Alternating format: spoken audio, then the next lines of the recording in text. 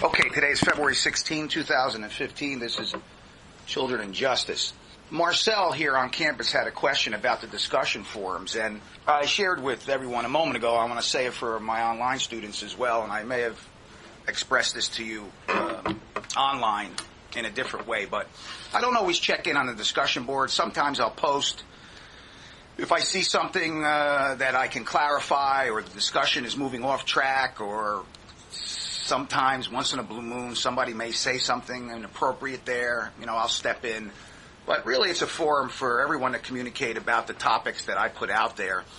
There are really no right or wrong answers. If someone posts and it's the assumptions that they make are clearly wrong, I might step in and say, well, that's not the way it works.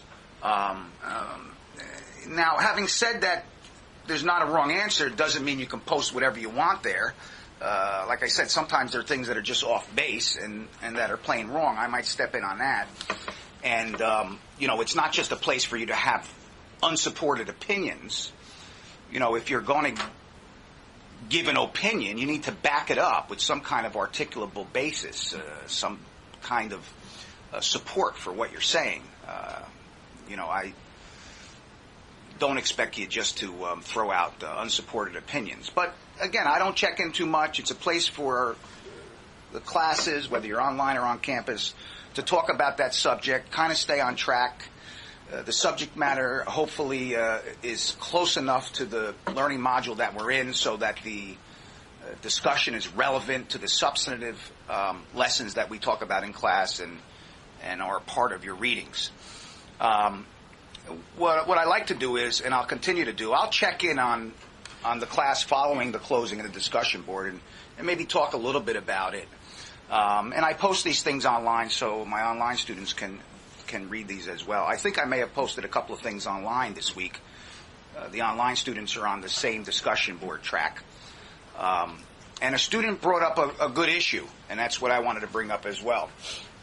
Whenever you have these fact patterns, and professors may give you a fact pattern in nearly any class, anywhere, sometimes there's information that's not there. And it's not even a fact pattern. Sometimes you get a referral. In fact, I think all the times, if you're a intake, or you go out in the field, or you're reading a 9-7 and you have to conference with your supervisor and make some decisions about what to do next, I imagine nearly all the time you sit down with your supervisor. If you're one of those kind of DCP&P workers, field level worker who does an investigation, you may say to yourself or to your super, well, what about this? Or who's that? Or why did she do that? There's always missing information. And that's something that, we have to learn to deal with, whether you're in a laboratory, whether you're in a classroom, or whether you're out in the field. Sometimes there's missing information, and that means we got to follow up and get that information. And if we can identify what that missing information is, that's half the battle, right? It's a learning experience just to figure out what more we need to know. Whether we're in real life or whether you're dealing with an example like this, any one of the learning modules that have a fact pattern. Not all learning modules have a fact pattern. Some do. This one did. It's 9 sentences or whatever, so there's clearly going to be missing information. So this discussion board was about a 23-year-old Antonio Rossi who's charged with sexual abuse of a 13-year-old child. Child is his girlfriend Carla, who he lives with. It's her niece. The child's name is Lisa. She lives in a different condominium in the same community. Lisa would often meet Antonio at the rear entrance of his duplex, and she has strong emotional feelings for Antonio. Antonio argues that he should not be responsible for his behavior. More importantly, he didn't do anything wrong because in his country, relations with teenage girls are acceptable. In fact, his 22-year-old brother, who still lives abroad, is about to marry his 14-year-old girlfriend. Also, DCP&P has filed an order to show cause for emergent relief in the family court, an initial filing, and because the initial filing relates to a removal, we call that a DOD, right? And you'll hear more about DOD, and you know all about DOD because you're DCP&P workers. You may not know the man Frank Dodd, and you may not know where the name came from, which I talk about in my PowerPoint that you'll be listening to and watching for learning Module 3. But in any event, you know what a DOD is. It's removal. The child is removed on an emergent basis. Not the child, the children. Antonio and Carla's 2 children, who are not the victims. Daniela, 2 female children who lived with the accused, and Carla. And then the directions were there. You had to pay close attention to the cultural defense by Todd Taylor, and I just wanted to talk about that. Obviously a provocative issue. It always is when culture intersects with the law, whether it be family law or the criminal law. I had more than a few cases in my career where defendants relied in part on a cultural defense. This is similar to a case I had early in my career, and I hope and I assume that some of your training for DCP&P involves cultural issues. Now, in the forensic interviewing class I talk about, we get a little bit more into cultural issues, especially as it relates to interviewing people. We in America, and this is just one example of a cultural issue intersecting with the law and, American culture.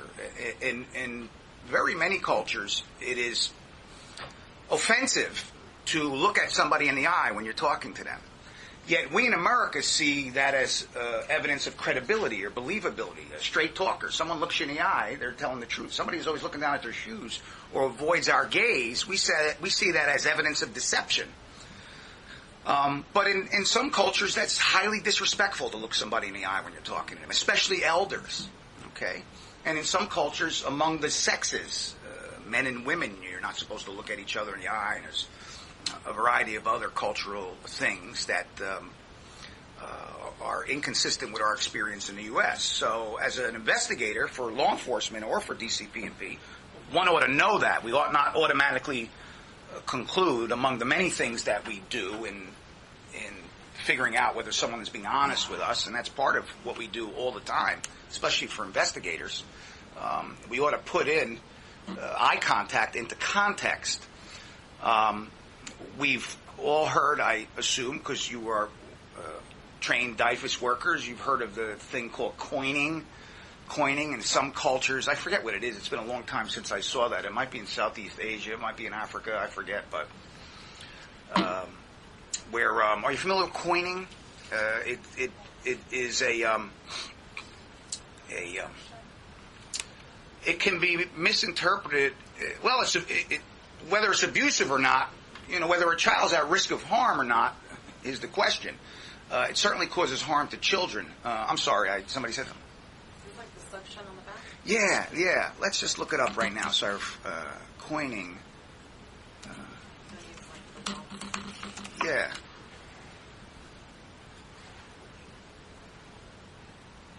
Asian population, particularly in California, according to this website. Looks like the University of California at San Francisco. Let me refresh my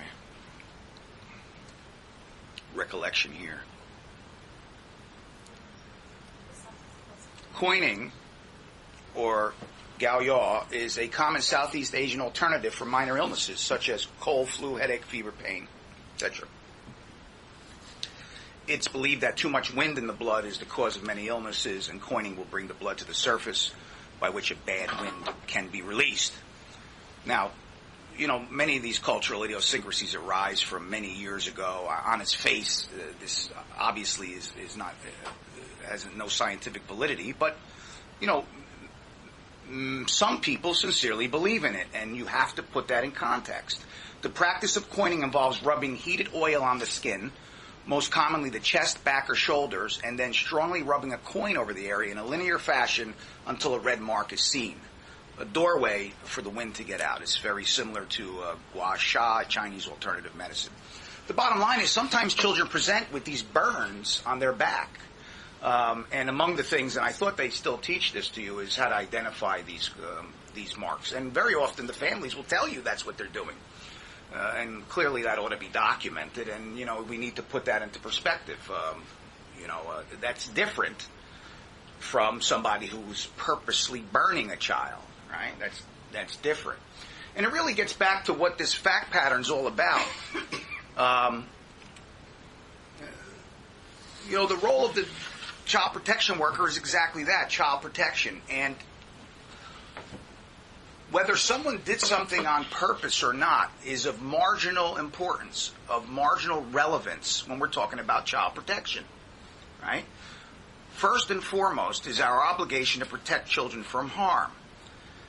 The criminal justice system's concerned about punishment, right?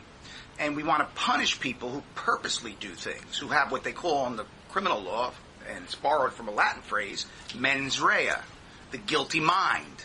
It was done on purpose, the evil intent.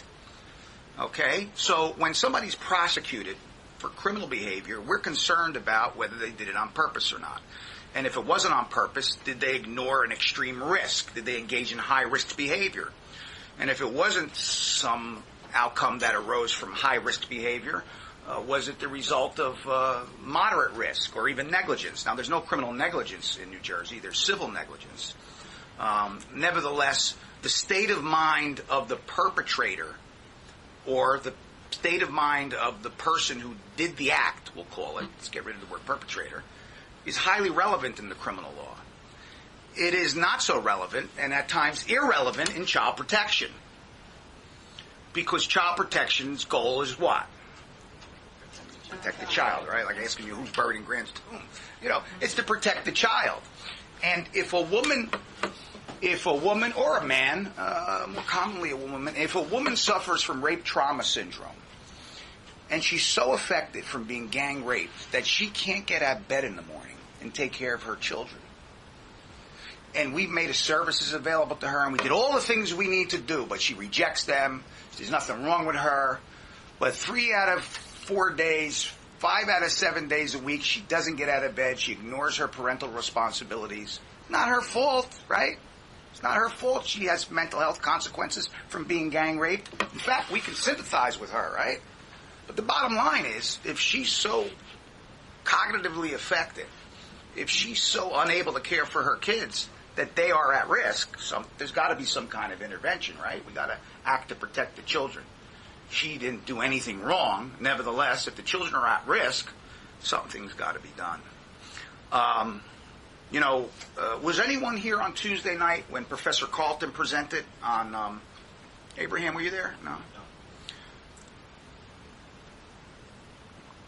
I posted it. You'll be listening to it over the next 2 weeks. Professor Carlton presented in the Cohen Lounge downstairs on 3 cases that she had. Well, 2 of them she had in her career. One of them was from a movie called I Am Sam. Has someone here seen the film I Am Sam with Sean Penn? And what Professor Carlton did, first of all, she explained the law and the things that judges rely upon to make decisions. And the thrust of her presentation was about the tension between parental rights and children's rights. Parental rights to raise their kids how they want to raise their kids, right? Parents have a constitutional right to raise their kids how they want to raise their kids, as long as they don't do any harm, right? And that's what we're worried about in child protection, you know, and you have this tension between, you know, I want to get rid of the bad wind. That's what my mama taught me. That's what my grandma taught me. That's what we do. Maybe it works, maybe it doesn't, but we believe it works. You know, well, your child is suffering harm from that. We have to evaluate the degree of harm and what might happen to the child if you continue these practices. So Professor Carlton looked at the tension between parental rights and children's rights to be free from abuse and neglect. And she looked at 3 cases. One was I Am Sam, the film I Am Sam. And if you haven't seen it, you know what? It really speaks to what we're talking about now. Let's take a look at the trailer. How can we be so different? Your teacher gave you a really hard book this time. What's wrong with your father? Why is he acting like a retard? He is. You're not like other daddies. I'm sorry. Daddy, I'm lucky. Nobody else's daddy ever comes to the park. No one doubts that you love your daughter. These shoes light up. But your intellectual capacity is around that of a 7-year-old. Do we get a balloon with these? All of us? Or just her? Our concern is what happens when Lucy turns 8. I find it is not in the best interest of the child to remain in the home, and I order her detained. Why isn't Lucy going home with me? It's time that you get your own lawyer. This is one of the best ads I've seen in the yellow pages. You're my lawyer! Right, I'm your lawyer. Okay. We have a lot to go over, and I have 5 minutes. Ring means go. You're going much faster than everybody else. Is she going to help us? Always set your dreams high, Lucy. I don't think you realize what you're up against. You gotta be firm on this. You have to fight for her. You don't know what it's like when you try and you try and you try and you don't ever get there. I can go at least another 9 rounds. But you gotta let me in. You think what they think. Sam can't take care of Lucy. It doesn't matter what I think. It matters that we win. It matters to me. Isn't it true that you know you need much more than your daddy can give you? All you need is love. What makes you think you can raise a 7-year-old? Every parent has those moments. A 10-year-old? Moments where the task is so unbelievably challenging A 13-year-old? that you feel retarded. She'll be 6 years more advanced than you. I wouldn't want any daddy but you. Did you hear that? Why don't you write that down? It's about patience, I worry that I've gotten more out of this than you. and it's about listening, Daddy?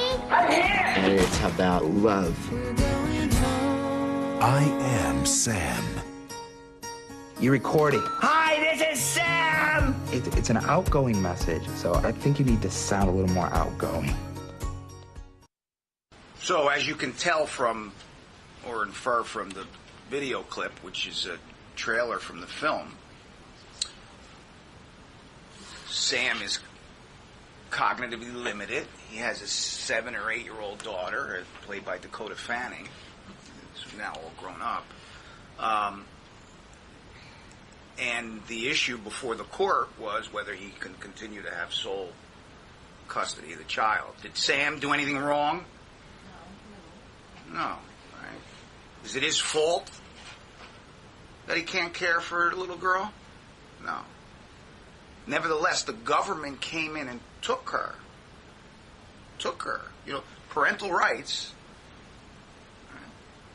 Children's rights.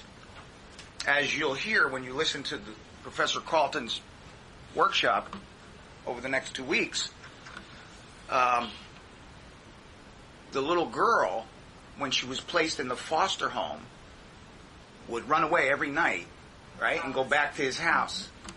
And he let her in. What are you doing here? Bring her home. She'd go out the next night. Oh, go out the next night.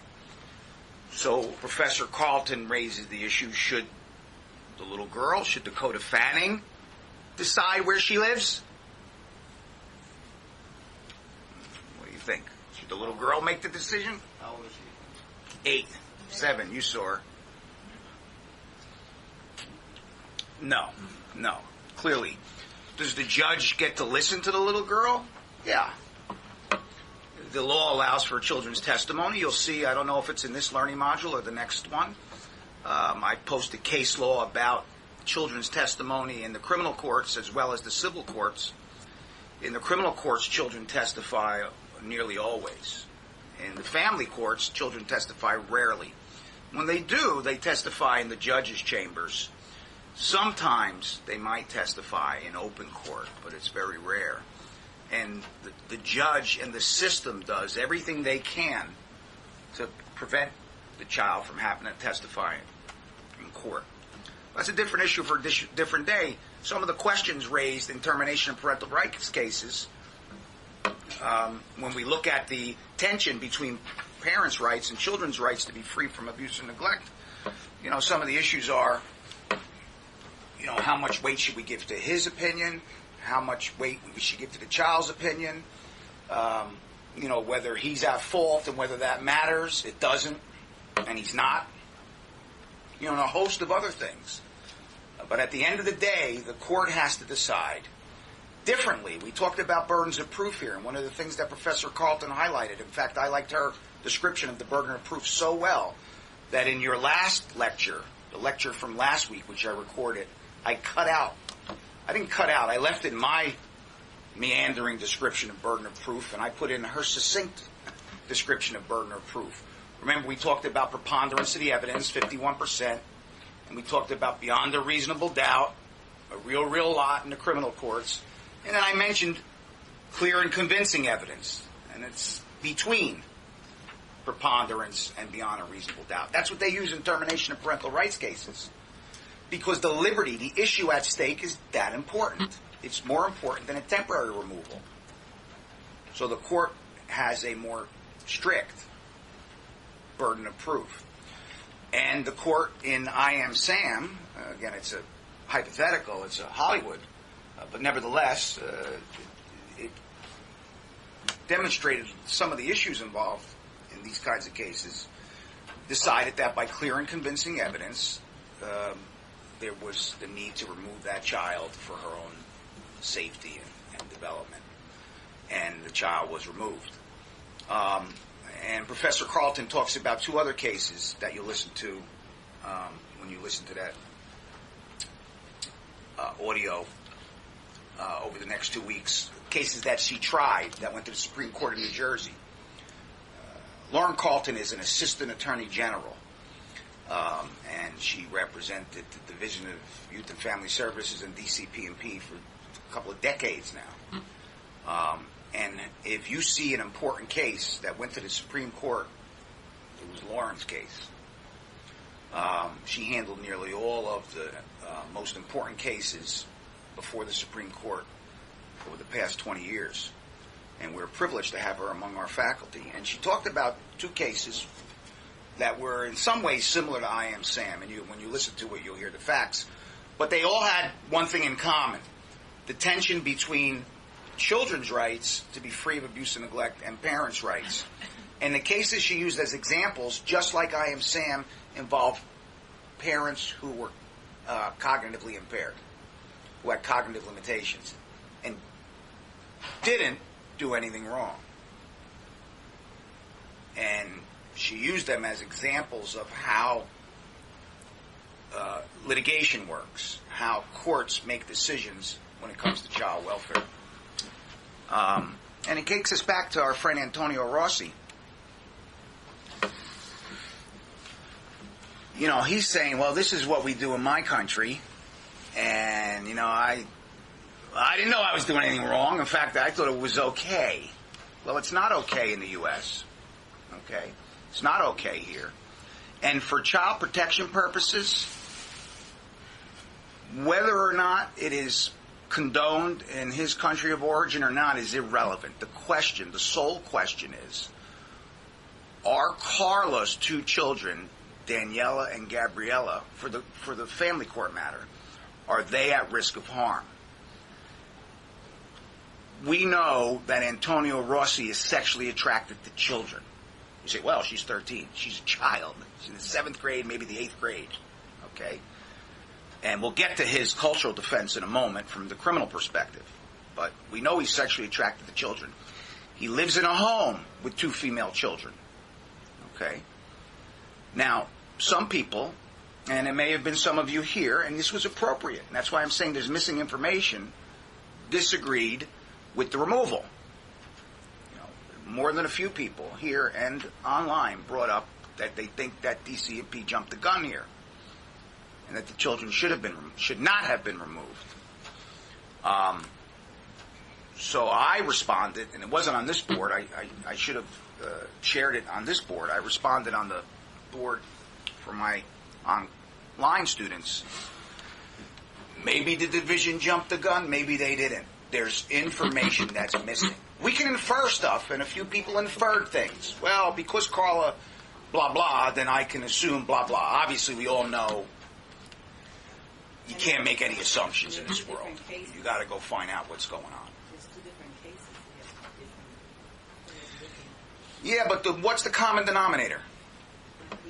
Antonio, yeah. So, yes. So there are 2 different cases, and we don't know enough from this little fact pattern about whether the division's emergent removal was appropriate or not. And we don't know whether we agree with it or not. Keisha? Oh, I'm sorry. See, I'm looking here. I don't remember everybody's name, but I'm going in order. What would you want to know from Carla? What would you want to know from Carla or about Carla to decide whether the division's removal was appropriate or not, whether you agree or disagree. Go ahead, Keisha. What Keisha?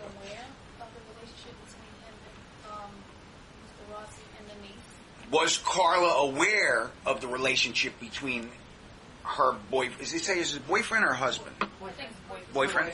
Was Carla aware of her boyfriend's relationship with her niece?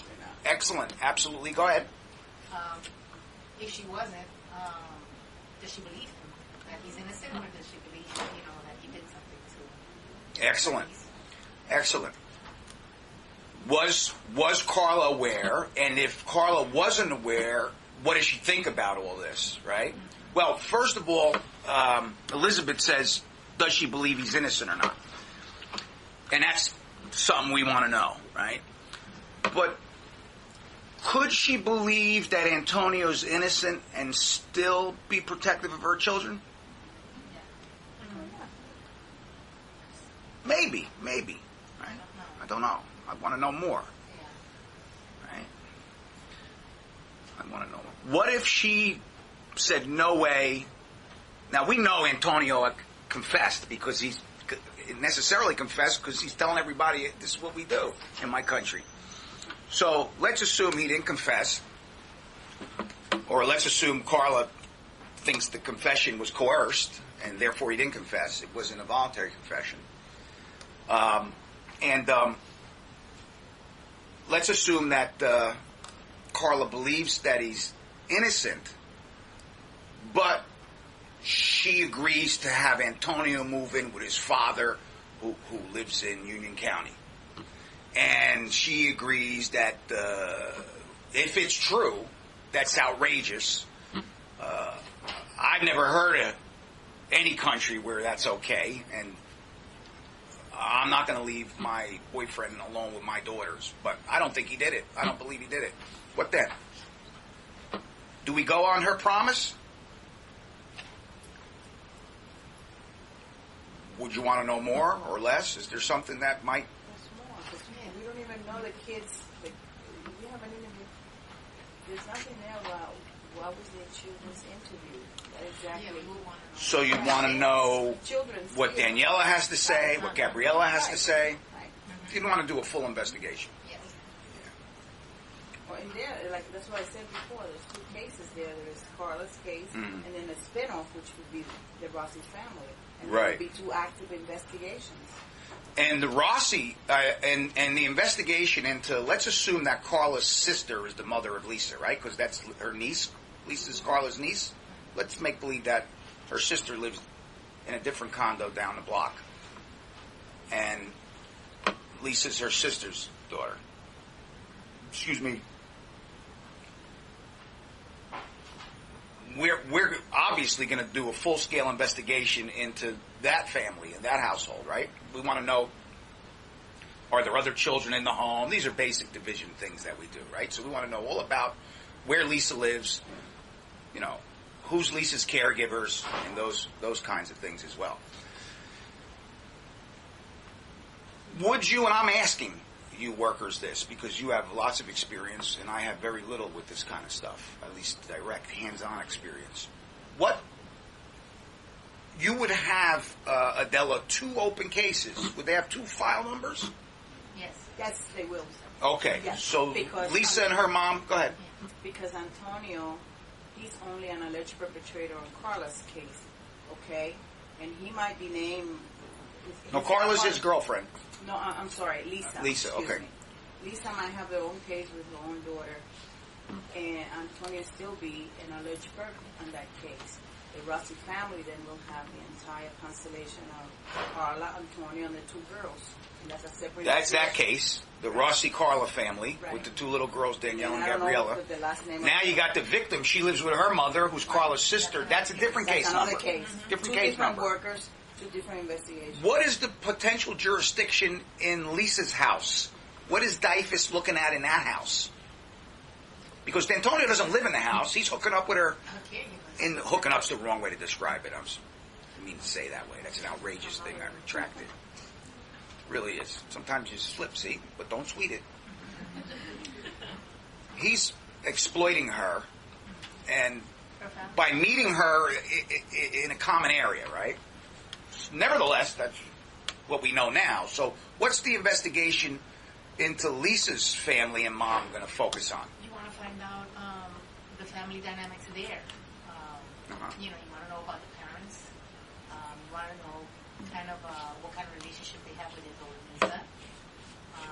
How often, you know, was Lisa going to her aunt's house? Did they know anything about it? Did they suspect anything? You know, what that family position was all about. How they, you know, if they do find out and they know now what's going on, how are they going to protect her?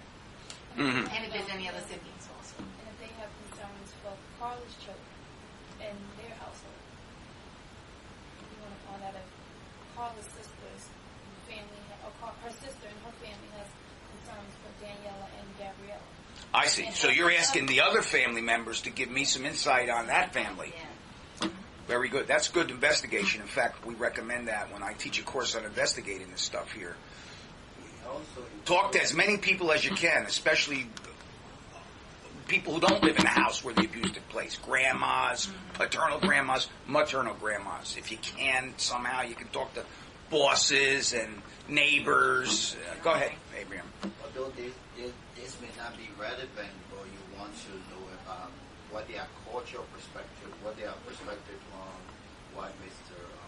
Attorney said at this point. Well, that's an excellent point, Abraham, and it gets us back to Antonio. And I want you to put a pin in that, as they say. I want to return to that because that's really the main issue here is about cultural beliefs. And what I want to know also from his girlfriend, if he ever told her anything like this, and if she had any concerns in hearing, how did she feel about it? I mean, is this something she agreed with?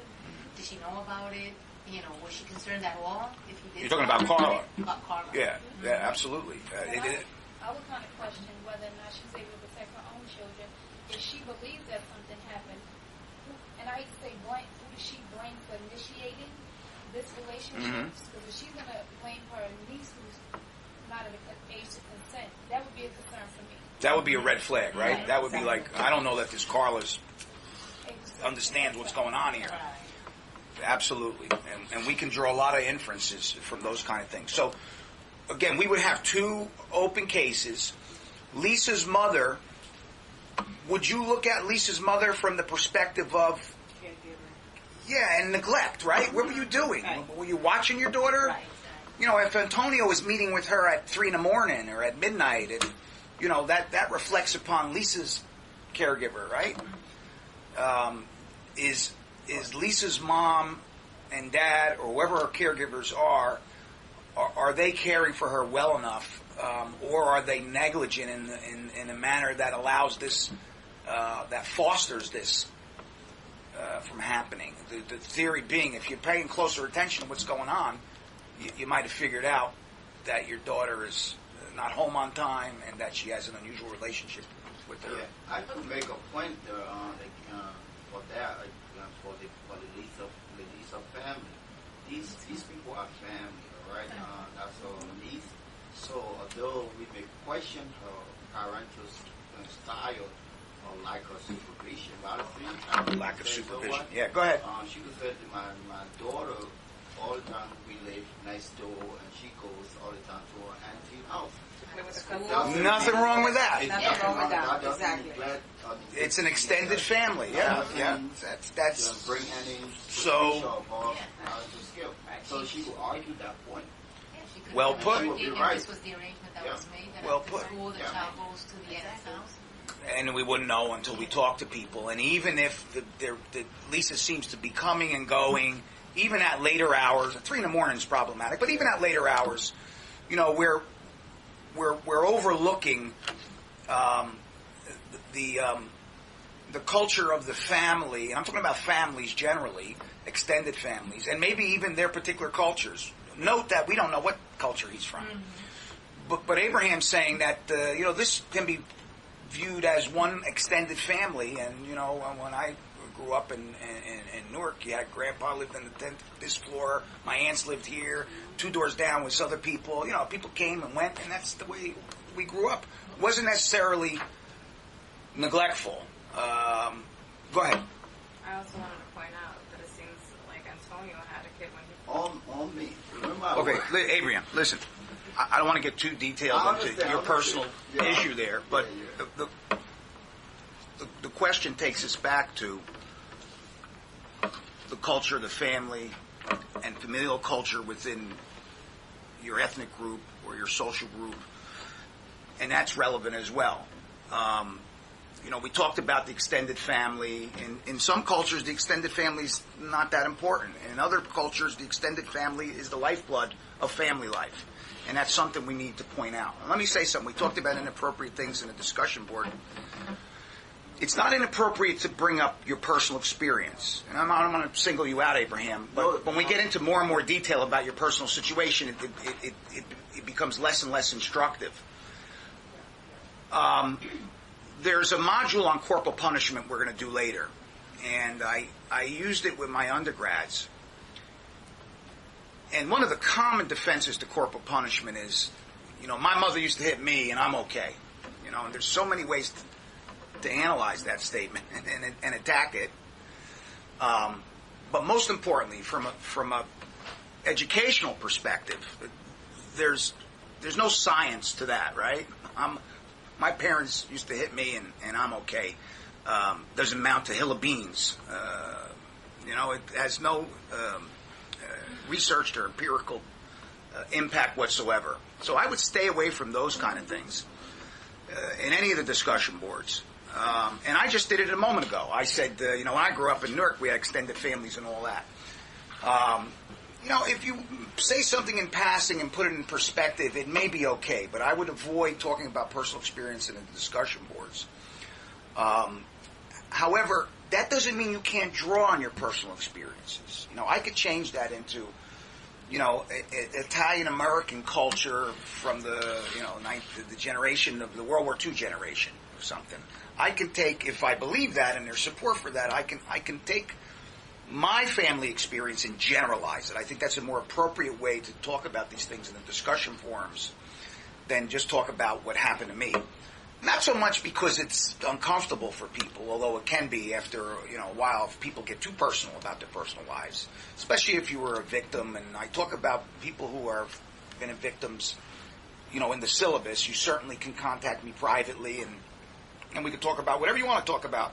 I have a lot of experience, and we can not talk about whatever you don't want to talk about, those kind of things. But the discussion forums are not the places to get too personal about things. And I saw a couple, now that I'm thinking about it, I don't know if it was in this course, it might have been the other course, where you talk specifically about your personal experience. If you have a personal anecdote, that's cool, but try to generalize it. Your personal experiences. But let's get back to Antonio for a second here. And let's get back to what he's trying to say. He's got a problem on two fronts here, right? He's got a criminal issue where he might go to jail, and he's got an issue where he's probably got to move out of Carla's house, or Carla's kids, okay? With him, Daniela and Gabriella may have to go live with somebody else temporarily, right? So he's got a problem on two fronts. And his major response is, there's nothing wrong with this, and this is the way I grew up. Well, before we even get to whether that matters or not, and I think we got a handle on whether that matters or not, and we'll revisit it in a moment. As a prosecutor, the first thing I do is, and Abraham, you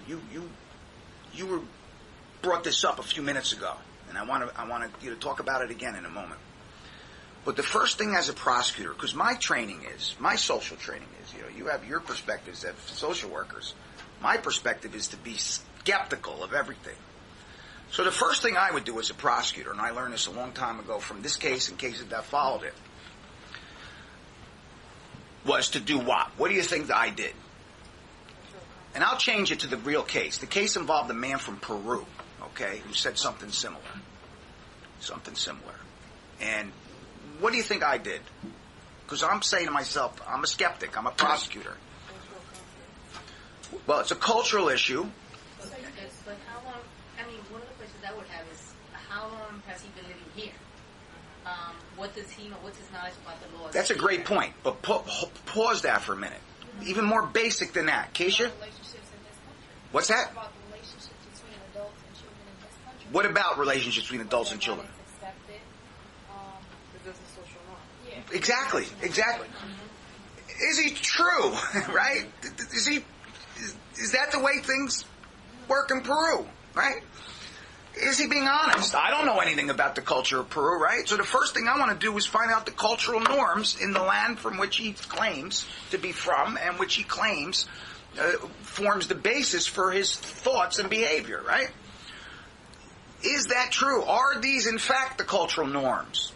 So, how do we do that? The way I did it was, I happen to know a man who was Peruvian, who was a clinician. He was a therapist who conducted group and individual therapy for sex offenders. He also did victim therapy as well. So in my professional community, I knew a man who was a Peruvian. He's lived in America at the time for about 15 years, but he was born in Peru, grew up in Peru, was educated partly in Peru and partly in America. I called him on the phone. I said, "What do you think?" Now, what Juan thought isn't the end all, right? Juan is not going to establish the cultural norms for me, but he's going to be closer to understanding what goes on in Peru than I was. So I called him up. Right? And then I followed up with other Peruvians, and I read the literature, and I tried to get a sense of, is Antonio, who's not Peruvian, he's generic right now, is Antonio being honest? Is this a cultural norm or not? If it isn't, cool.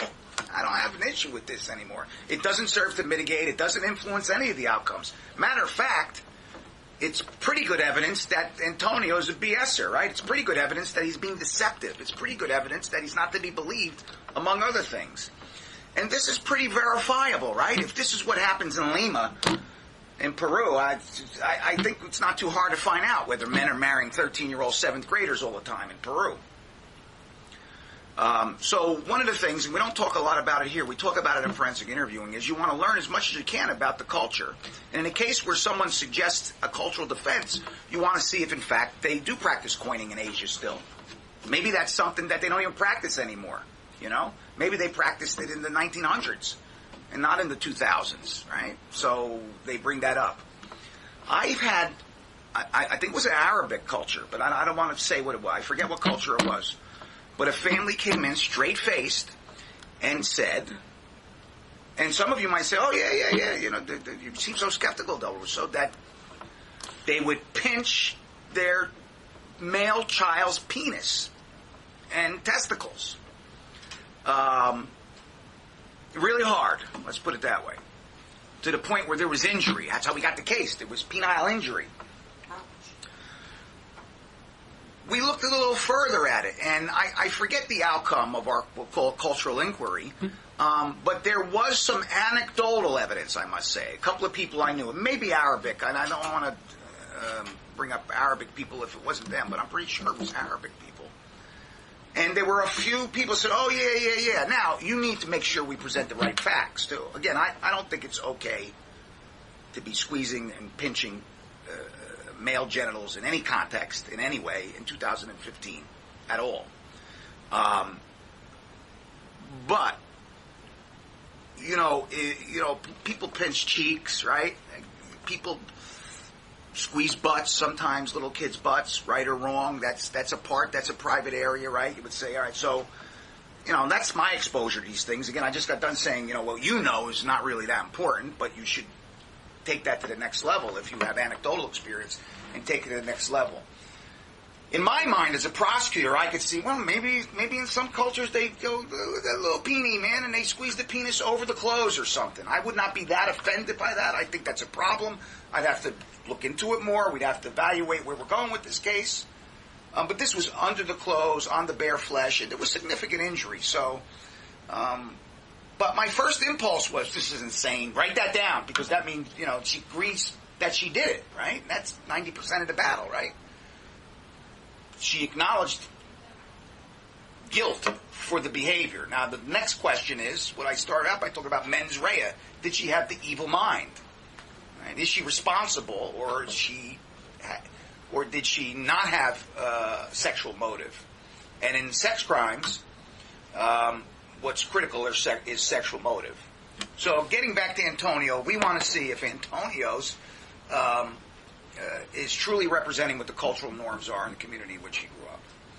And going for my friend Juan, he said, Joe, people, that don't happen. Maybe in the mountainous regions of Peru.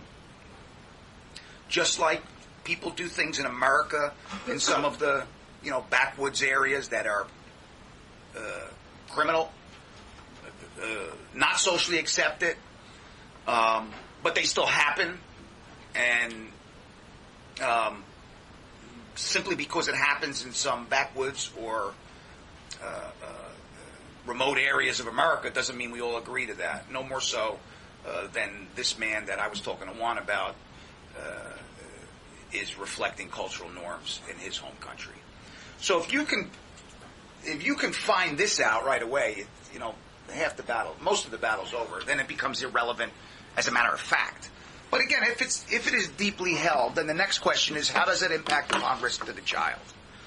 If this is what he believes and this is what he wants to do, he's still a risk, because that is not appropriate. It is against the law in America. It's criminal. It's morally unacceptable, and it has a tremendous potential to impact the development of the children we had sexual contact with. So it is a major problem, and we need to protect those kids. And if you look at the Todd Taylor article, I say the cultural defense is irrelevant in child protection law.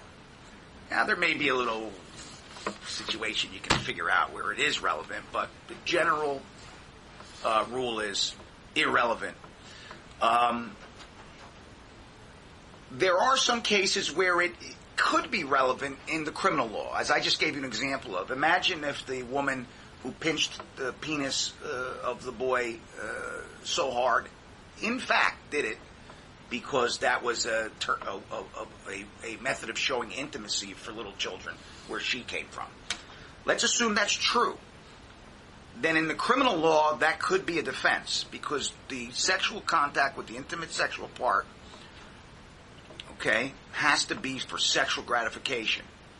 What did we start out with the first week in this class? And we said, these things determine outcomes, it determines jurisdiction, it determines so many things for children in the justice system. Words, right? Words.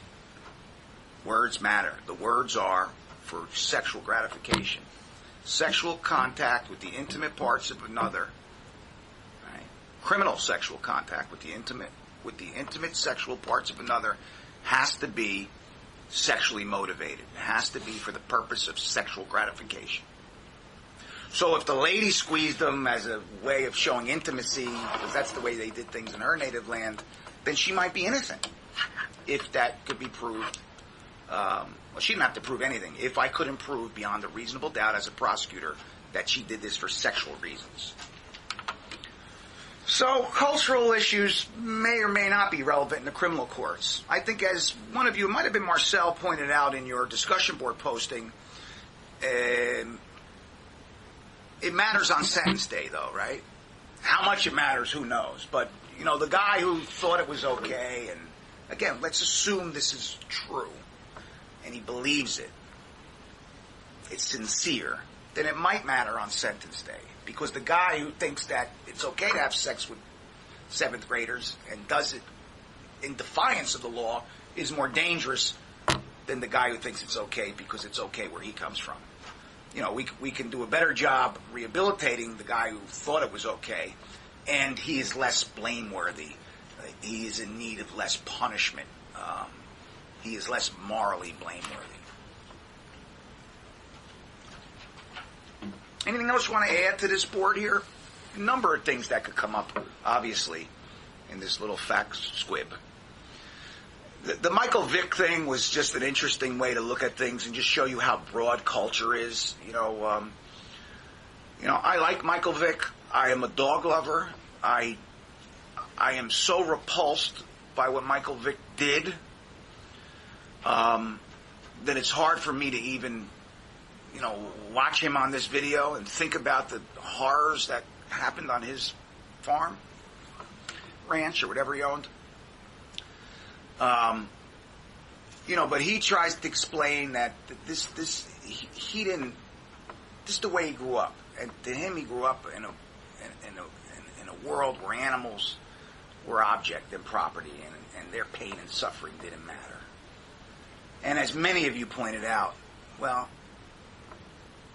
he isn't the 7-year-old boy who sees the cops look the other way anymore, right? He was a 20-something grown man who went to Virginia Tech and graduated, right? So, you know, I don't absolve him from responsibility one iota. Now, if he was 7 years old and was doing these things, I might look at it differently. But that's just me, and many of you had some interesting ways of looking at Michael Vick and his level of responsibility. Go ahead, Marcel. Yeah, I don't absolve him either. One of the references I wanted to make in the discussion, but I didn't want to make it too long, was I wanted to reference the affluence case from Texas where that 16-year-old was under the influence and he killed 2 people when he ran them over with a car. And the argument was that based on his affluent background, he felt no remorse or sensitivity towards what had happened, and he had ended up getting probation. And I think placing it in the context of cultural experience, it's, you know, minus the dogs versus him being under the influence, it's the same situation. What did this man do? It was a 16-year-old. Okay, was a juvenile in Texas who killed someone? Yes. He was a human? This was over the summer, I think. Okay. 16 years old. He was driving his truck, and he ran over 2 people. And when he went to court, and his defense attorneys got him off, he said based on his affluent background, because he was so rich, he didn't make any social connection to his crime, and he got probation.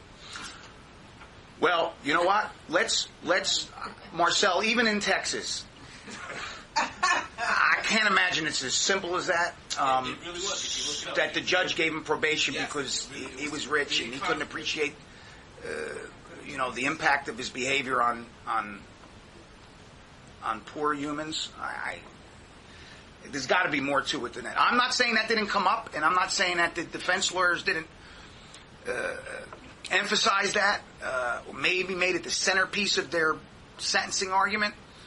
But I can't imagine a judge being much moved by that, except to say, well, I listened to what you said, and I'm going to take that into account. Did he have any mental health impairments? Okay, well, let's take. I don't want to get too deep into it now. We'll look at it over the break, not the break now, but we'll look at it between now and next week, and I want to talk about that some more. I mean, that's fascinating stuff. Ethan Couch. That's the name of the kid, Ethan Couch. We need to look closely at that. Abraham. Yeah, I just wonder, reading what he said, and I think it's true. It may look surprising, but there are so many racial disparities in the justice system. It could be while you are rich, it could be a quarter, and so many things influence the justice system, and that's how certain people get by with certain things. I think that's how the system works. Somebody may do something, 2 people, they do something, the same crime, but one because of his or affluent background, or because of his or her, you know what I'm saying, connection, get away with the crime, while another person could be held responsible. Yeah, no, Abraham, and I don't disagree with you, or that's just another way of saying I agree with you, that there is a disparity in the American justice system between the outcomes for wealthy people and the outcomes for poor people. And I agree with you that there's a disparity between the outcomes for white people and people of color.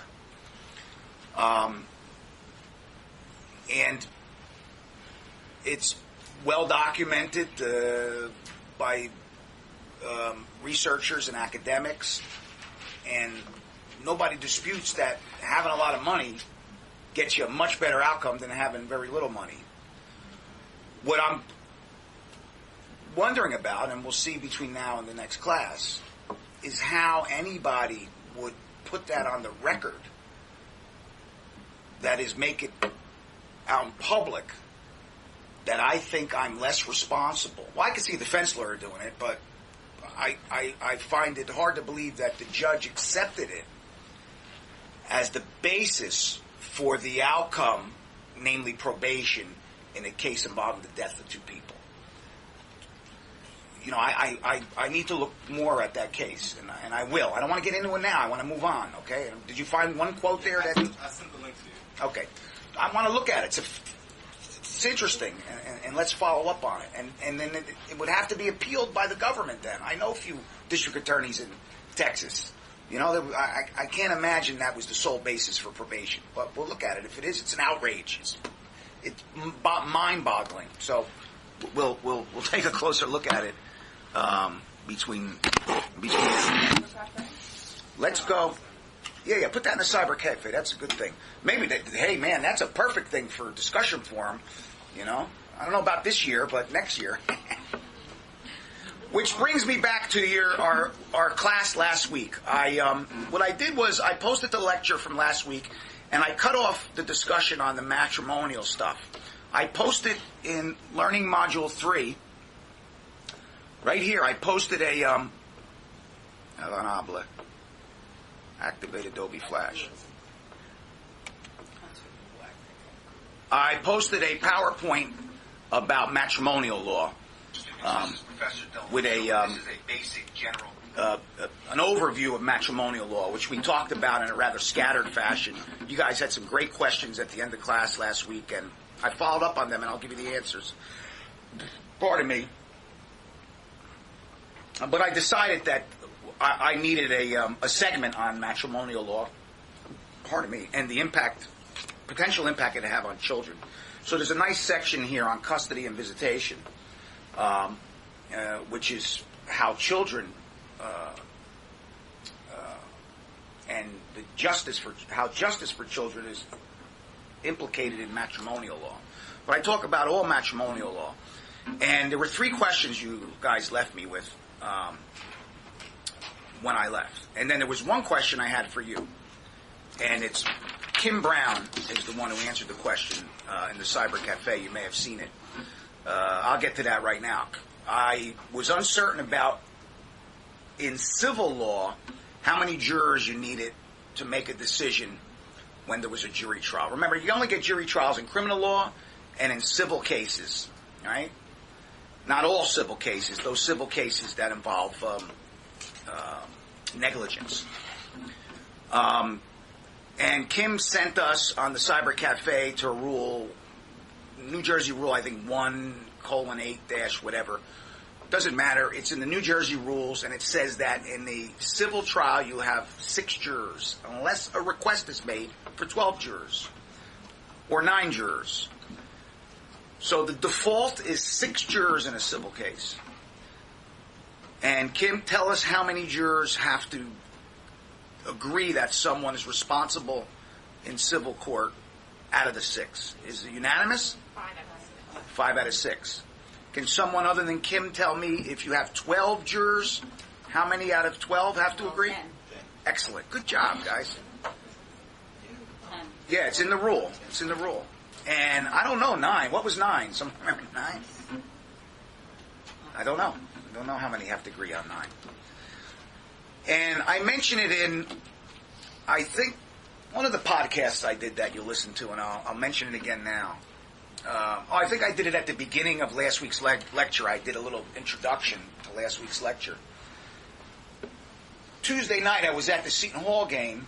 I'm a season ticket holder for the basketball team, and there's a guy next to me sitting by himself. So in the timeouts, I start talking to him because he was in a suit and everything. I said, "You work in Newark because you're all dressed up, and the game was at 7:00. I figured he worked downtown." He goes, "Yeah." I go, "What do you do?" He goes, "I'm a lawyer." I go, "It's whole row's lawyers, I think." "What do you do?" He's a civil lawyer. So I brought up Kim's issue about 6 to 12 jurors. I said, He goes, "I'm a litigator." I go, "Oh, you're a litigator. That's great. That means he's in the courts all the time. He doesn't simply draft contracts and move paper around. He's a trial lawyer." I said, "Do you ever have a case involving 12 jurors?" He goes, "Man, I've been litigating cases for 20 years. He goes, "Not once." I go, "You're allowed to ask." He goes, "Yeah, I think so. I don't know. I haven't looked at that law in years." He goes, "Because I've never had a case where we had 12 jurors, ever." And he's tried lots of cases, he said. And we talked a little bit about the kind of law he does and how many jurors need to agree. And, you know, obviously he said 5 of the 6. He said, but it's very rare. And I said, what would be a circumstance where you would need 12 jurors? He said, I don't know.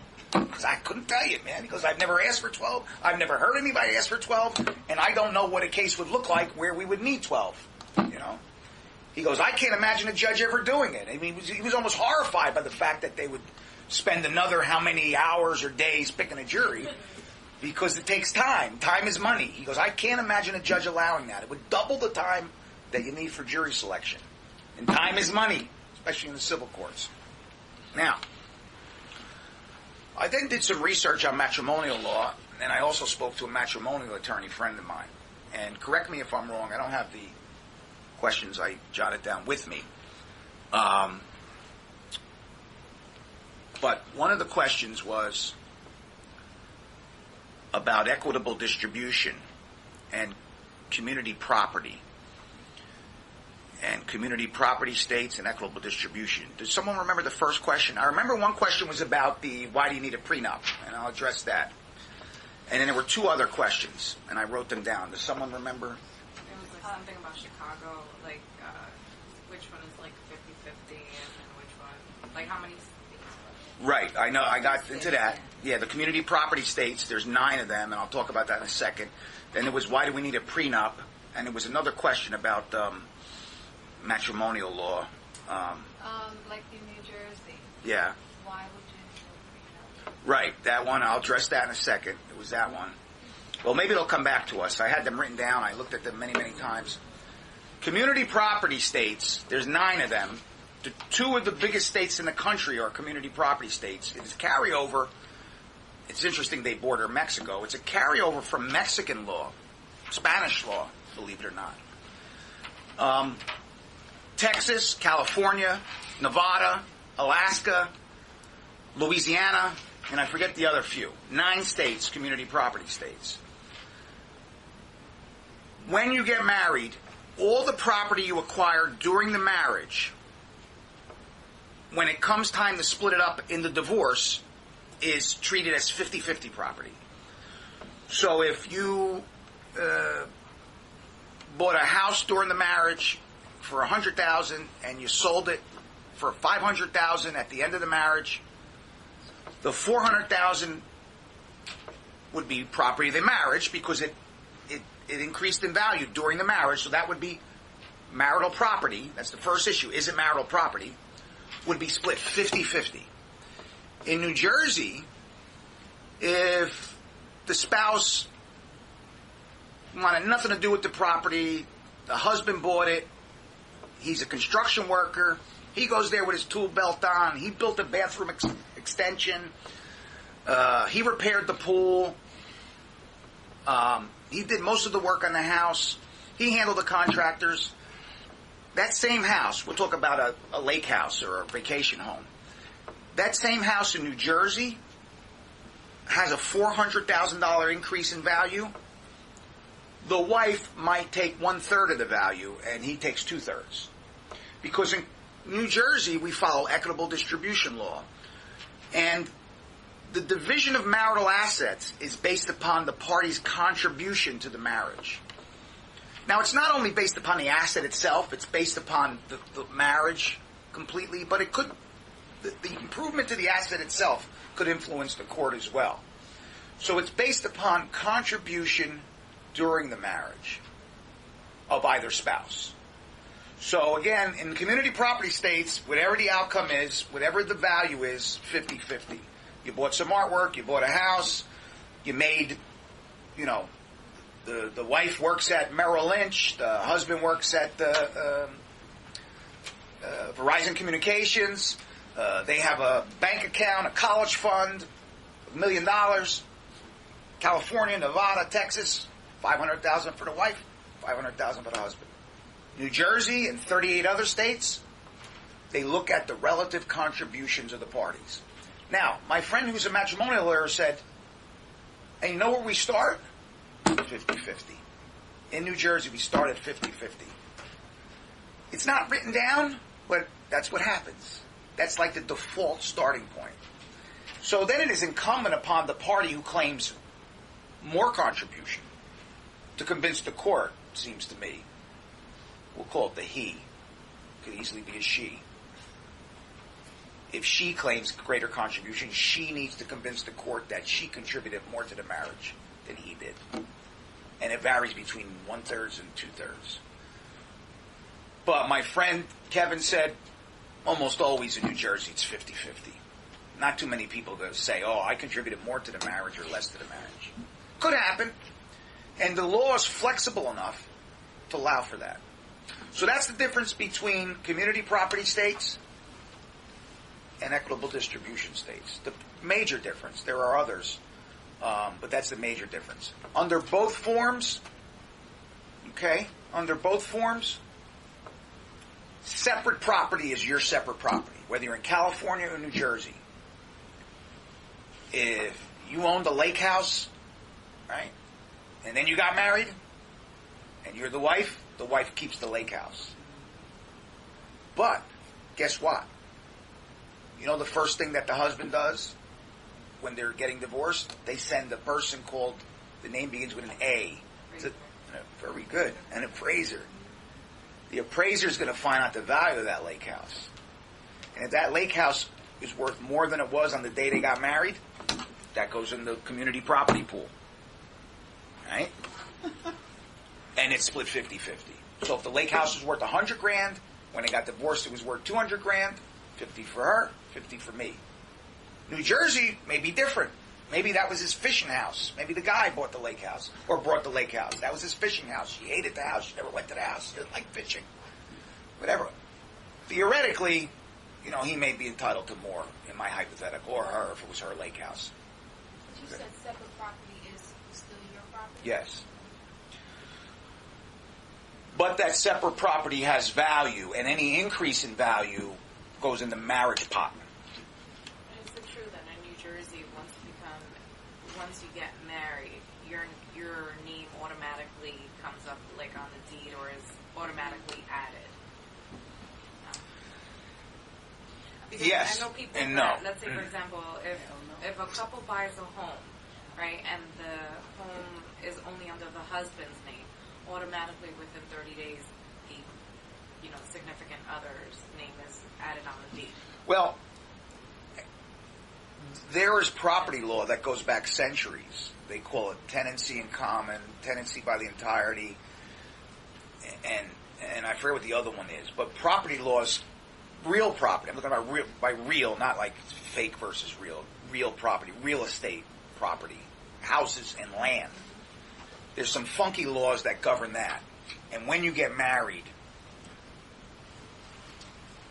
by virtue of the law, automatically that property belongs to both the husband and wife. I think that's what they're referring to. And in the absence of a mortgage, no one would know, because if it was the wife's property, the deed would be in her name. Or it was the husband's property, the deed would be in his name.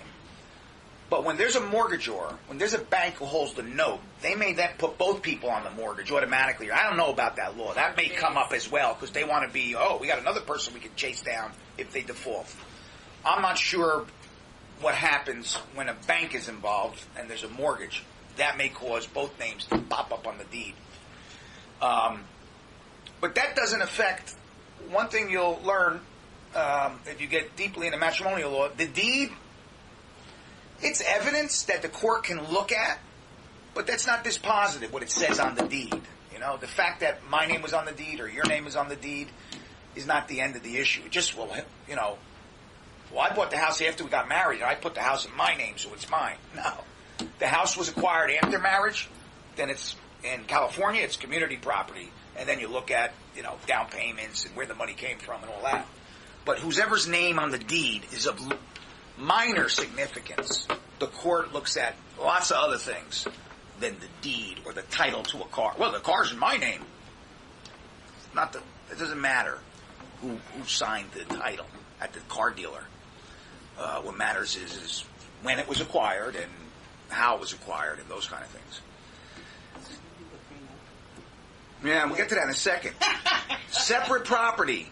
And you need to be careful if you're going to get married and you got a few dollars in your pocket. You say, oh, well, I'm getting married, but both New Jersey and California, community property and equitable distribution states, right?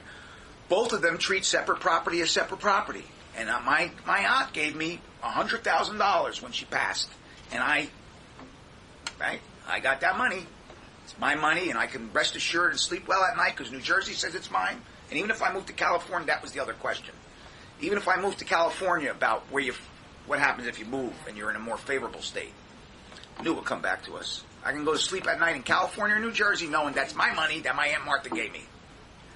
Well, guess what? If during the marriage you and your wife say, man, the bathroom is so outdated. It's got that pink tile in there, and I want to get one of those showers that have the glass doors and the rainforest, shower head. Yeah, I agree with you, hon. I take $5,000 from Aunt Martha's inheritance, and I pay for the bathroom remodeling. Okay? And then something else comes up, and I take $2,000 from that, and I help pay for a trip to Cancun where her best friend's getting married, having one of these destination weddings.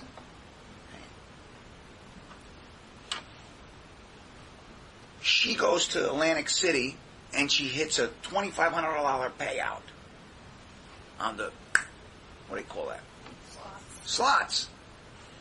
She says, I don't want to spend this money. Put it in your account.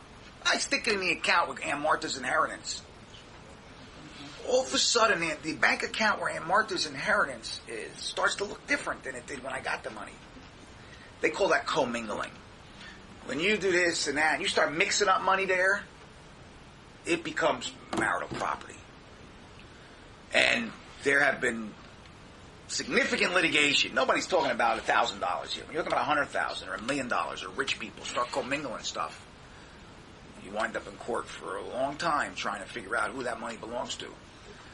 So, prenups identify things as separate property. And it's the document itself is an important document for people who are concerned about these kind of things, but also the advice that the lawyers give you. They'd be like, ma'am, sir, do not commingle that. Put that in an account. Keep it somewhere else. If you didn't know this and you start commingling, what you thought your expectations were may not be what the outcome is. So lawyers will give you good advice on prenuptial arrangements and also good advice about how to write a document. Now, I'll do the prenup. Even in New Jersey, where relative contributions are what the court looks at to determine what's fair or not, right? What one spouse contributed or the other to the accumulation of that wealth during the marriage is exactly what the court looks like. And that's pretty fair, right? Everybody could agree that's fair. So why do you need a prenup if the law requires fairness? Well, what one judge thinks of fairness might not be the same thing that you think of as fair, right? So it may say that the division of properties based upon the wife's and the husband's relative contributions. But the judge may not think that staying at home and taking care of the kids and working 2 jobs as a waitress was as valuable as you think while he went to grad school. That should result in a 50-50 if you ask me, says the wife. Some judge might go, nah, he went to grad school and then he got a job at Merrill Lynch, Smith, Barney, blah, blah, blah, and he was making the most. You follow me? So while the court is required to act fairly, their decision may not be consistent with your expectations. So why not get it written down today so there's no ambiguity about what the future looks like? And that's why you have prenups no matter where you live. You put it down in black and white. You define what the expectations of the parties are right up front. So there's little uncertainty if there ever is a divorce. The purposes of a prenuptial agreement is to manage the parties' expectations and to reduce uncertainty. And even in New Jersey, there's going to be uncertainty if you get a divorce. Because you walk in a courtroom and you go, I got to rely on her or him to determine what's fair. I think she's favoring men. I think he favors women. I think he favors men. I think she favors men. I think she favors tall people. I don't think they're fair. I don't think she's fair. Well, if you got it in writing, you're much less likely to have an outcome that's consistent to what you thought. Obviously, the problem is a social one. It's how do you get married and you have to sit down across from somebody and start dividing up future properties based upon the failure of this relationship? It's obviously the most awkward thing one can imagine. But it's not that awkward for people who are older. People who are older, and that's usually who wants a prenup, right? People who are older and have their separate stuff, and it's still not and that's why lawyers recommend prenuptial agreements. And the guy or the lady might say, "I don't want to put that in there." No, you need to put that in there. I don't want to put that in there because I trust them about that. Okay. And the last question was,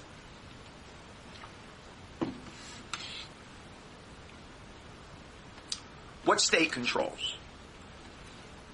Community property state or the equitable distribution state? And it matters where you live at the time of divorce and where you filed it. So if you want New Jersey law to work for you, you have to live in New Jersey for 1 year. And then after 1 year, you're considered a New Jersey resident for divorce purposes. Now, I don't know what the law is in Nevada. Maybe in Nevada it's 2 years or 6 months. Who knows? But the law of the state where you lived at the time of divorce and where you filed controls. Now, people could get into long, drawn-out battles about that. Well, we didn't really live in New Jersey. We just stayed in the house in New Jersey. Why would anybody come to New Jersey in the winter or summer or whatever? But you can flip it around. We would just go to Florida in the summers. We didn't live in Florida. We always lived in that can be subject to litigation. We really lived was here, not there. Yes, it does. But also, let's say if you are a consistent voter, would not also be considered where you live and where your really roots are, because you are... Maybe. That would be something the court looks at. If there was a conflict about residence, and if it mattered in litigation, and it happens more than you think, right? Matrimonial and other areas. If there was litigation about that, then the parties would look at as much objective evidence as they could find that points one way or the other. So you would look at voting records would be one thing you'd look at. A lot of things you would look at. Among them are voting records, which is powerful evidence. That's a lot more powerful than where your Newsweek subscription goes to. But you would look at that as well. But it would be minor, voting powerful, driver's license, neighbors see you. There's a lot of things they look at, and voting is a very good one. All right, I want to take a 10-minute break, and we're going to come back in 10 minutes. All right, Marcel, I read your article. Yeah, I'd have to read more about it from what I read in the New York Times article that you sent. A psychologist may have testified, at the very least submitted a report to the court at the sentencing phase, and among the things that the psychologist argued was this term affluenza, which is... Yeah, I without knowing more, it sounds to me like this is an ego-driven argument by the expert. I'd have to look more at this notion of affluenza, whatever it means. But I had a doctor come in once. I prosecuted a doctor who molested 39 women in Woodland Park. At the time it was West Patterson. There's a psychological... There's a psychological disorder known as frauderism. And frauderism is when people, primarily it's men, in a social context, get sexually aroused by rubbing themselves up against typically women in order to achieve sexual arousal, like in an elevator is a classic example of frauderism, in a crowded elevator or a crowded subway or at a crowded nightclub. The person engages in sexual touching that within the context that it is is hard to detect because a person's in a crowded area and they rub up to get what one might characterize as cheap thrills. But I had a doctor who, in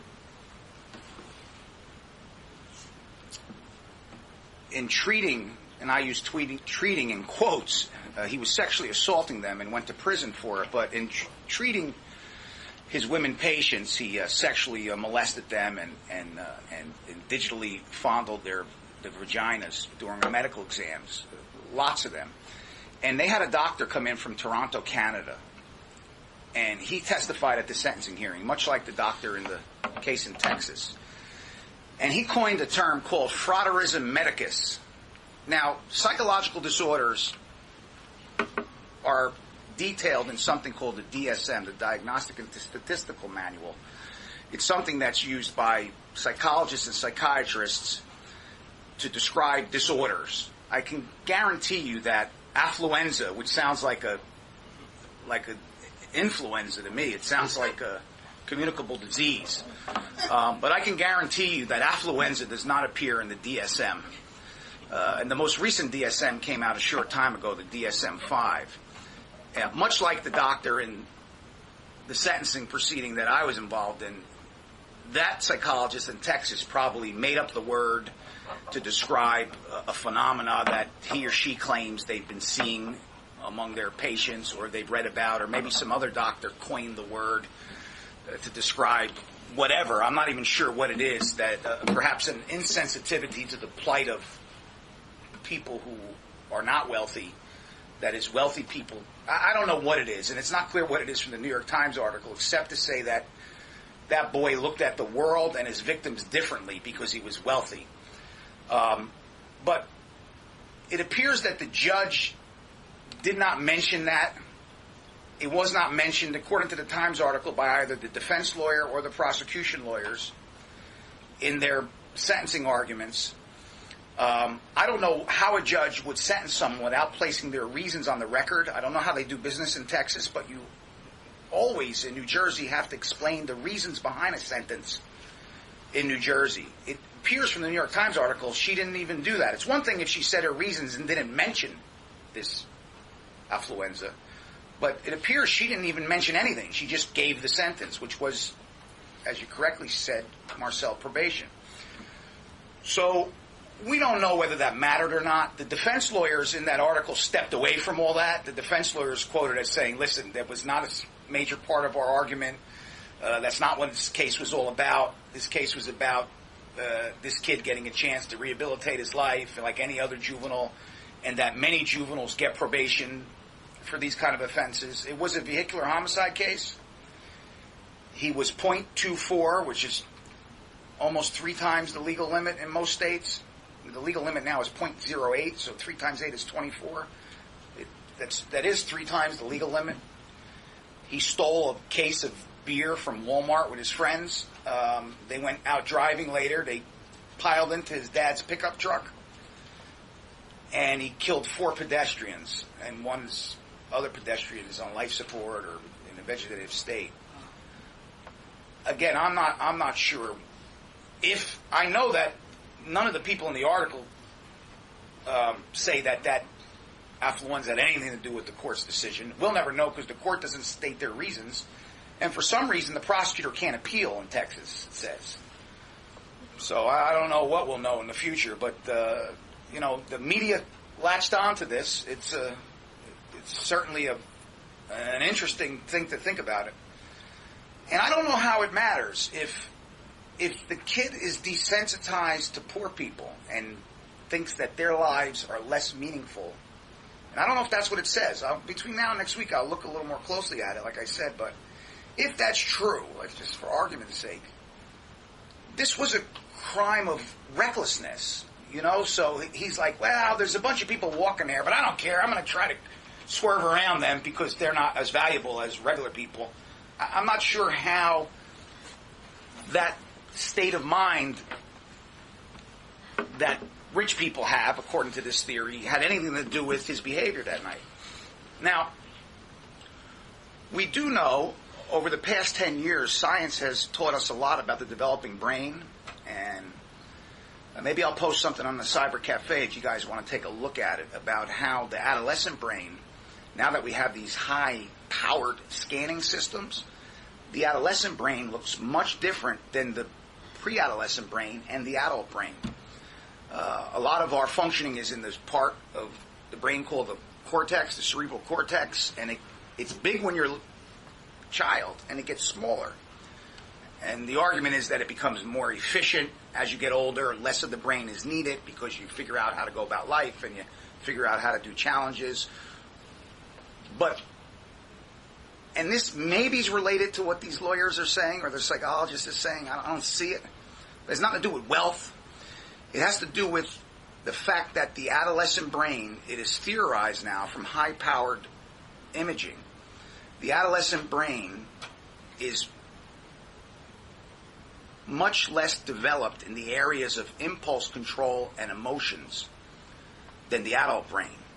And it's not fully developed until you're in your early 20s, which can explain the behavior of adolescents who take extreme risks, especially now. You see these kids jumping off roofs into pools, and they have these fail videos. And, we've known for a long time that adolescents and teenagers are risk takers. There's no doubt about it. There may be neuroscientific reasons, brain-related reasons why adolescents, teenagers, are bigger risk takers than the rest of the population. What does that do? Well, it just, we can understand teenagers a little bit better. We can understand why they might engage in risky behaviors more. Does it mitigate their responsibility? I don't know. I don't know how it matters in a courtroom. I'm sure it can come up in the courtroom. But I don't know that there's any connection between that and affluenza. Yeah, well, the defense argues to the media that this is not uncommon in Texas, that juveniles, a significant amount of juveniles wind up with probation for vehicular homicide.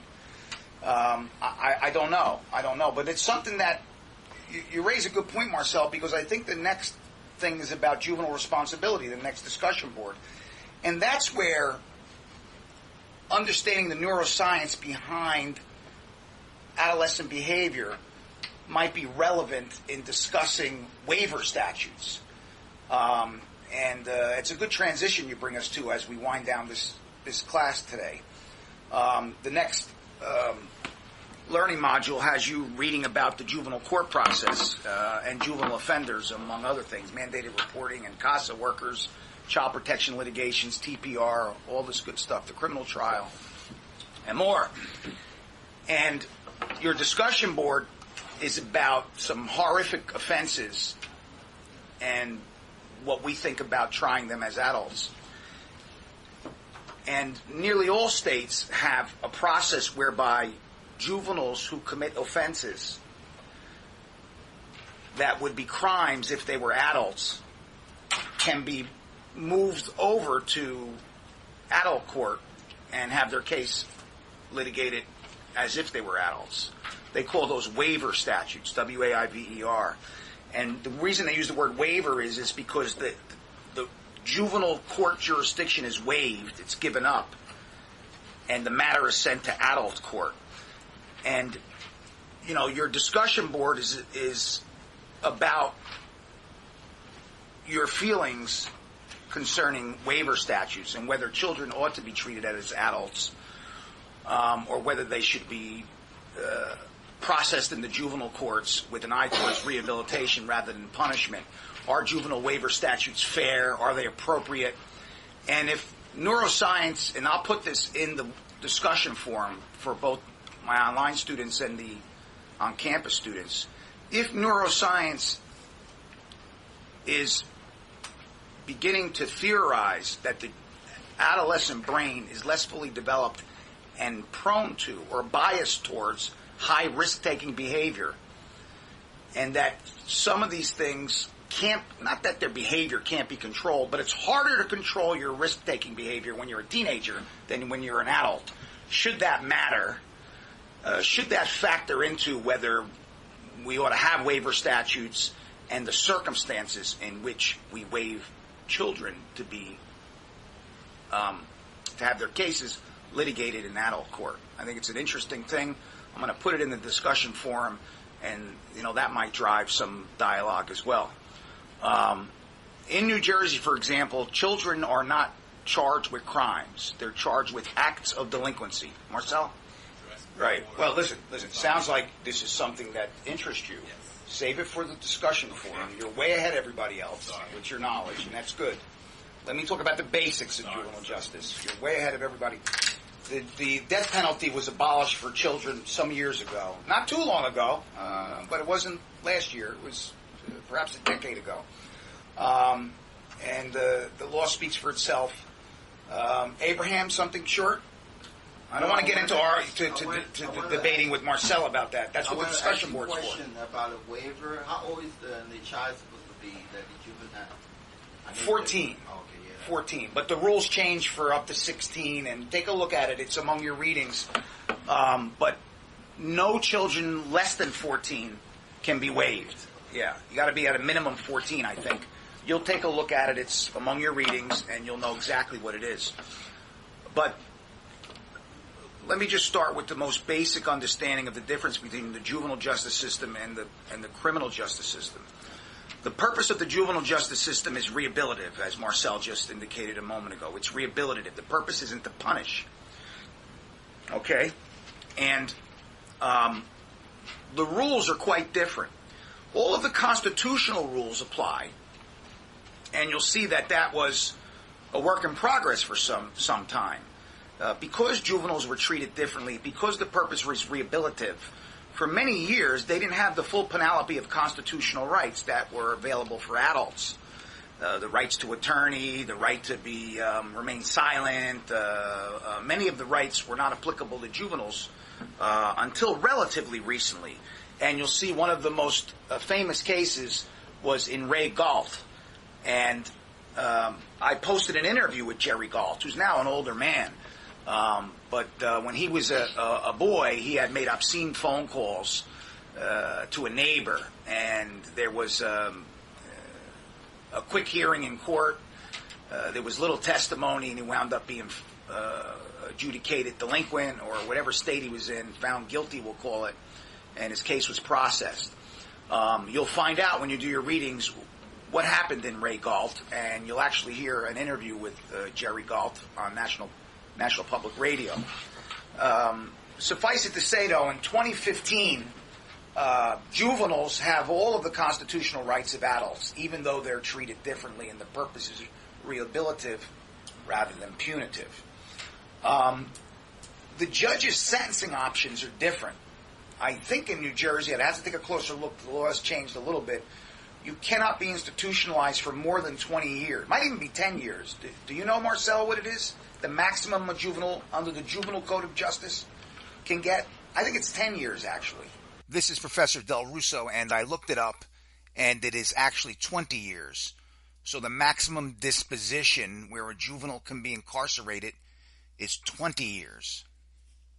So anyway, you'll figure that out, but the bottom line is adults can get life without parole.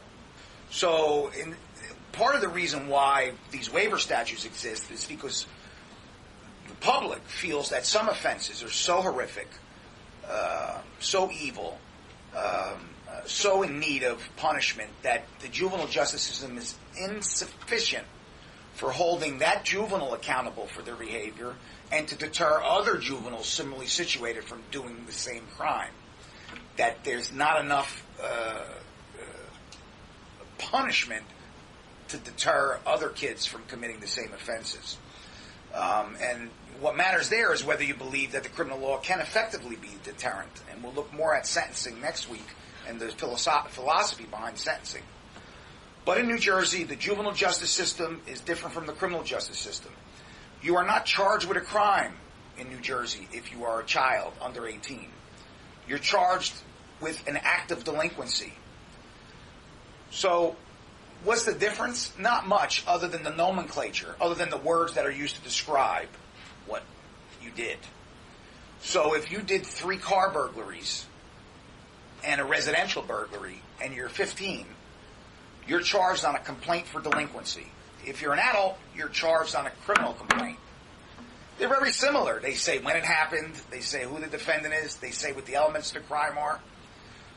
But I imagine part of the reason for the difference in language or nomenclature is to show that this is different. It's not a crime. It's something different. So again, juveniles are charged with acts of delinquency. Adults are charged with crimes. If you are found guilty in juvenile court, okay, you're not convicted of a crime. You are what they call adjudicated delinquent.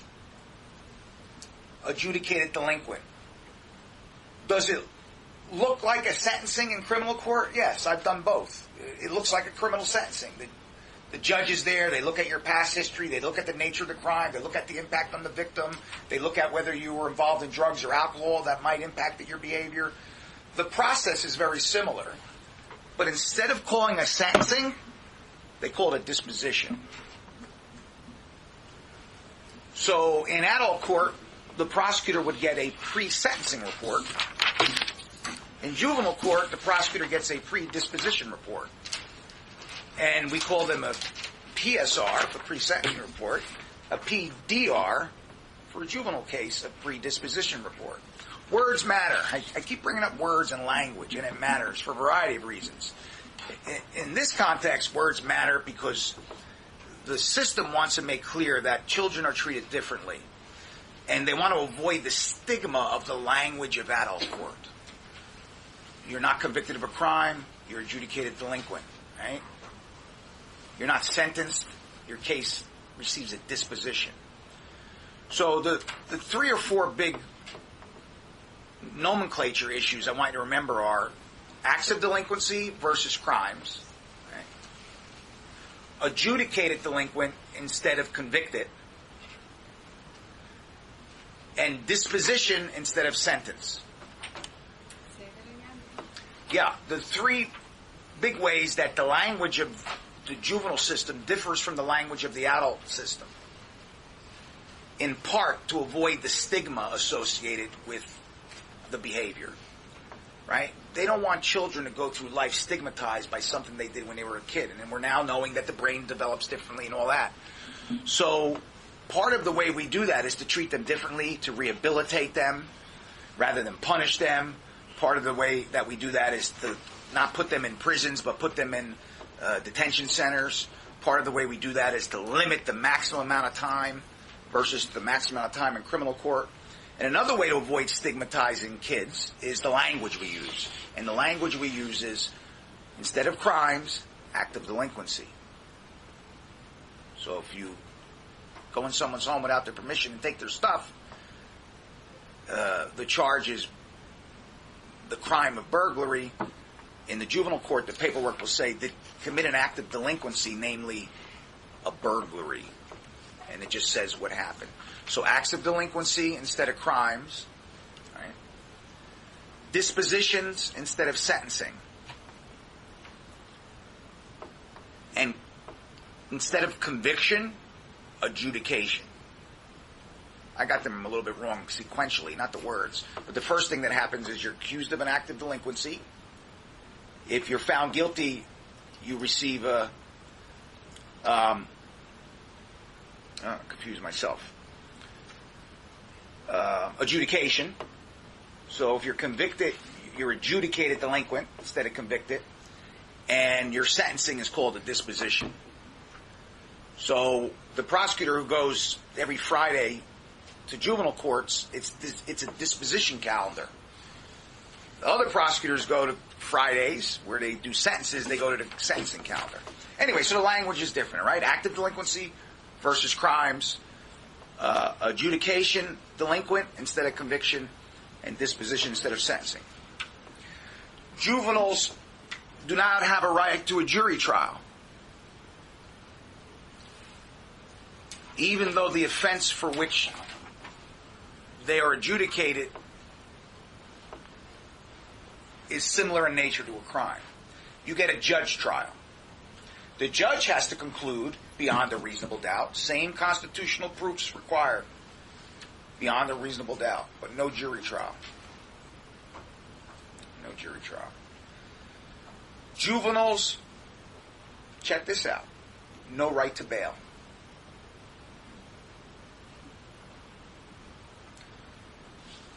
Funny thing happens when juveniles get waived over to adult court. They get out. Because you have a constitutional right to bail, as you learned, right? Unless it's a homicide, unless it's a death penalty case where the likelihood of conviction is great, you got to get some kind of bail set. Juveniles don't have a right to bail. In fact, the presumption is they go home. Are they detained pending trial? Yes, for their own good, to protect themselves. Okay?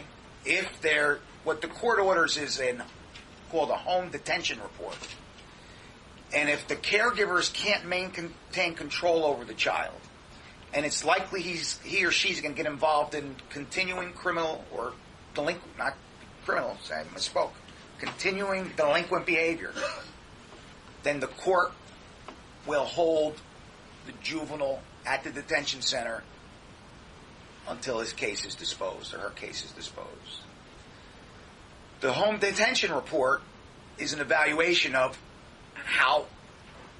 where this kid is going to stay until the trial and how I'll use the male pronoun, how he's going to do between now and then. And if the caregiver, sometimes the caregivers come in and say, I can't handle him, please, don't let him come home. But that's not always. Sometimes that happens. But if the court is not satisfied that the public is protected and the juvenile is protected from himself, they will be held at the detention center until the trial, and then the boy can get services to try to help him figure it out. And, some kids, they'll get out on home detention, and 3 days later, they'll commit 3 more burglaries. They'll get out on home detention again. I promise that this happened. There's 10 excuses. All right, let him out. 4 days later, selling drugs. By then, the court will order the boy detained until the trial. Now, if that same juvenile is waived to adult court, now he's got a right to bail. Bail could be $25,000. You go to a bondsman, you pay $2,500, you get out. It could be $25,000 with 10%, if it's a third degree or fourth degree, not for first or second. But anyway, maybe you can get out on 10%. You got a lot more options for liberty if you're a kid that gets waived. That's the only benefit for being waived as an adult. Everything else is not beneficial to the child who gets waived. Can I ask a question? Sure. Because once they get waived, the goal of the court is no longer rehabilitation at that point. No. So, No, and that's something you'll talk about in the discussion forum. Whether the risk to indoctrinate this child, the risk that a child will be indoctrinated into the criminal culture is worth society's